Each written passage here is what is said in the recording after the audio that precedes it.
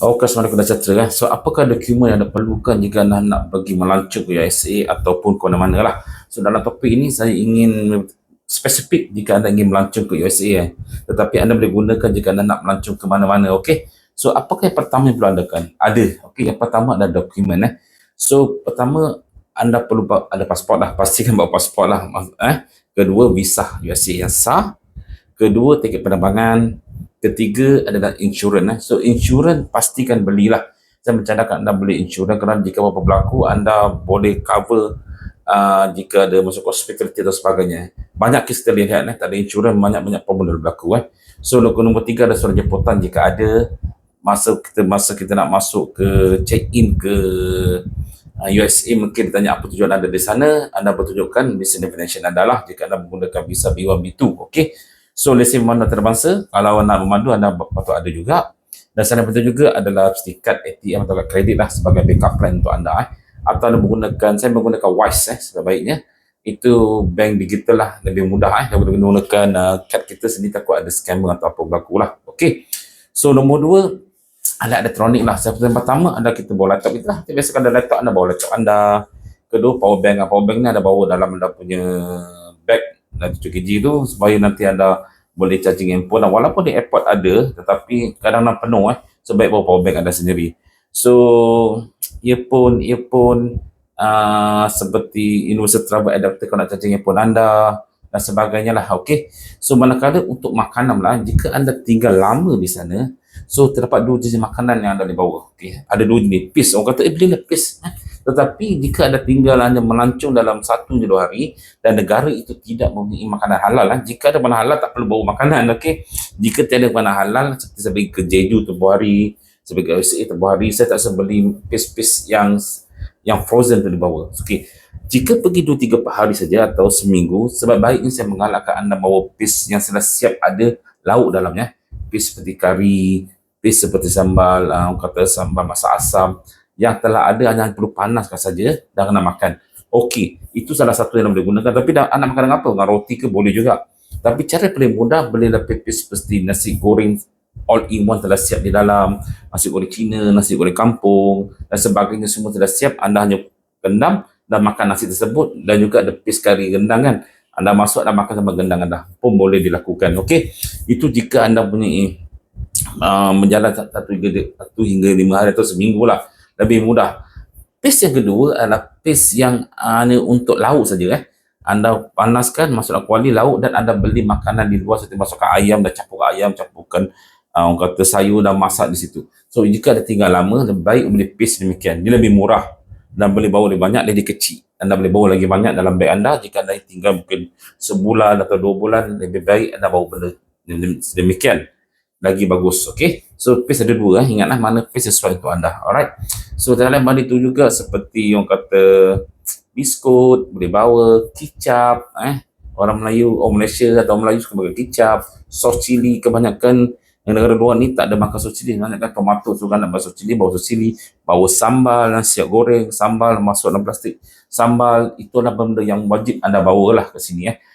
So untuk negara luar, kalau kita pergi biasanya, dia tidak benar kita bawa makanan segar atau daging, kerana peraturan custom adalah amat-amat ketat sekali. So kalau frozen food boleh dibawa. Okey, dah siap bangku semua, macam pis-pis semua dia dibawa. So ini adalah perkara penting yang harus ingatkan di kita. Anda kelaparan nanti, agak suka cari makanan. Okey, so pis dulu ingat.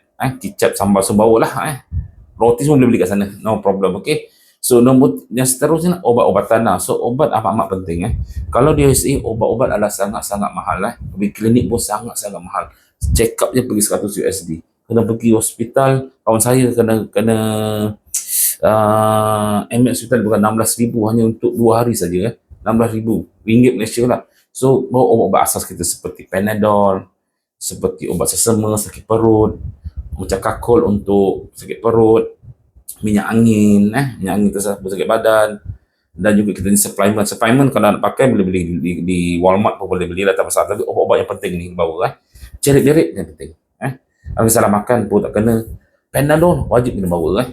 Panadol Activas untuk kita punya takut demam atau kita kena makan. Okey, dan juga obat sesama dah bawa lah. Itu obat 3 saya rasa cukup lah. Alright. So selain itu berangan peribadi lah, seperti berangan peribadi adalah seperti memburu gigi, obat gigi, sabun mandi, shampoo, pemotor kuku. Kadang-kadang kita lupa pemotor kuku kita bawa, tuala-tuala kecil. Kalau kita tinggal di hotel tak perlulah bawa tuala kan. Itu adalah benda-benda yang penting anda bawa. Simple. Ataupun cuci muka anda bawa di bawah. Alright. So lain barang keadaan harian, seperti contoh kita di USA atau di Jeju atau di Korea, kita dia punya bilik bayi tak ada tu pemancut, kita kena beli botol bidet yang manual, kita kena bawa beg galas untuk berjalan, kunci mangga kecil untuk kunci kerja beg, note pen atau pen kena bawa, tu penting kan, atau kena sign ke apa kan, tu benda kena bawa. Okay, so selain itu juga kita perlu untuk katanya anda nak belikan apa ni, dari segi komunikasi. So komunikasi anda kena boleh bawa seperti yang kata beli punya line di sana lah. Biasa orang kata bolehlah SIM card ANT yang jual di sana.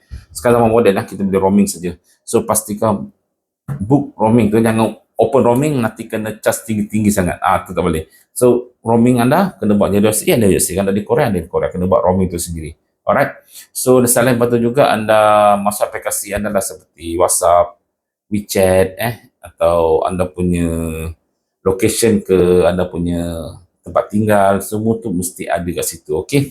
Dan selain itu juga saya mencadangkan jika anda mau perbelanjaan di sana, tak kisah di Jeju atau di Korea atau di USA, gunakan Wise. Wise adalah amat bagus. Kerana anda perlu masuk duit dalam situ, anda boleh beli semua, boleh menggunakan Wise International. Saya bukan tak menggalakkan anda menggunakan kredit card atau anda punya debit card, kerana saya dah kena banyak kali di Jeju tu, saya kena charge 400 lebih, entah benda saya belilah, tak saya minta mohon pulangkan balik.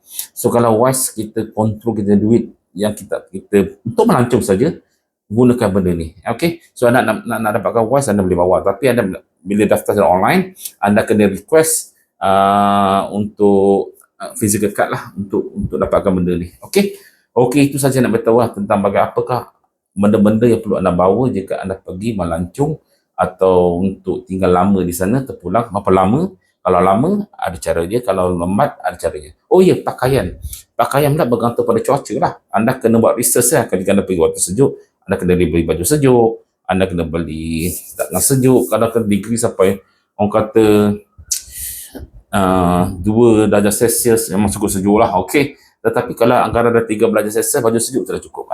Tak perlu kita nak beli ni semua lebih macam orang pelancong, tengok kelakau. So baju sejuk dah cukup. Kalau ada 10 ke atas lah. Alright. Okay, itu saja saya ingin berkongsi dengan anda apakah keperluan yang perlu anda bawa jika anda nak melancong ke USA atau Jepun atau luar negara. Oh ya, ada itu juga saya ada masukkan link jika anda cara memohon visa USA B1 B2, dan juga apakah termenunggu yang sering ditanya soalan di dalam termenunggu dapatkan visa USA. Okay, assalamualaikum.